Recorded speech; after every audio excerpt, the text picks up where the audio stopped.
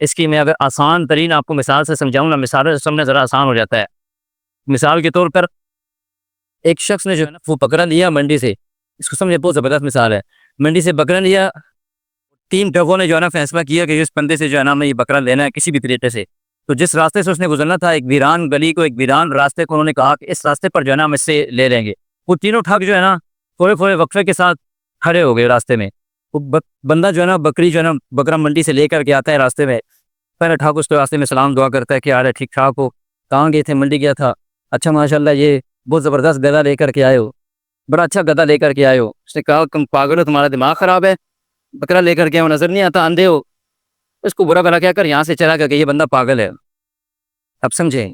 شبہات ایسے آپ کے دل میں، دماغ میں، میرے اندر پیدا کیا جاتا ہے، اس کو سمجھ گئے تو ساری دنیا کے کوئی بھی گمراہ اب گمراہ نہیں کر سکے گا۔ تھوڑا سا آگے چلتا ہے تو ایک بندہ اور ملتا ہے اس کو،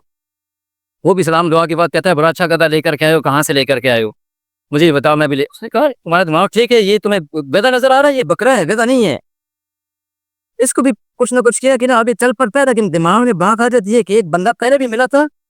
وہ کہہ رہا کہ یار یہ گدھا نہیں ہے، یہ گدھا ہے، بکرا نہیں ہے۔ اب دوسرا بندہ راستے میں ملا ہے، یہ بھی کہتا ہے یہ گدھا ہے، بکرا نہیں ہے۔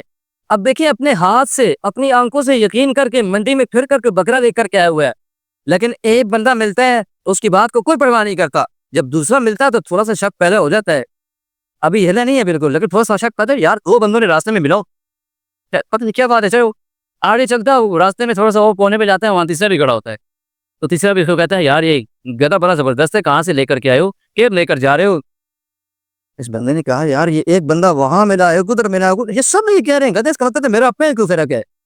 تو اس نے جو بکرے کو وہاں چھوڑ دے کہ یار میں تو دھوکے میں دیا، لوگوں میرے ساتھ دھوکا کرتے ہیں، یہاں ہر سمجھدار بندہ راستے میں مل رہا ہے، کہہ رہا ہے کہ گدھا لے کر کے آئے ہو، بکرا چھوڑ دیا، ٹھگوں نے بکرا پکڑا اور لے کر کے چلے گئے۔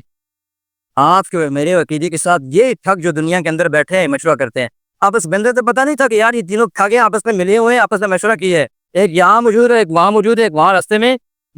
ان کا مطلب صرف یہ ہے کہ میرا بکرا لے کر چلے جائیں، اور کوئی مطلب نہیں ہے۔ ایسے ہی جو دنیا کے اندر ایسے ٹھگ موجود ہیں جو آپ کے اور میرے عقیدے سے کھیلتے ہیں،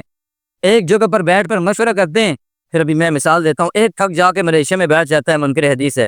دوسرا ٹھگ جو ہے نا وہ ایران کے اندر بیٹھ جاتا ہے، تیسرا ٹھگ آ کر کے جو ہے نا وہ جہلم کے اندر بیٹھ جاتا ہے۔ جب پہلا ٹھگ وہاں سے بات کرتا ہے نا ملیشیا سے، منکر حدیث،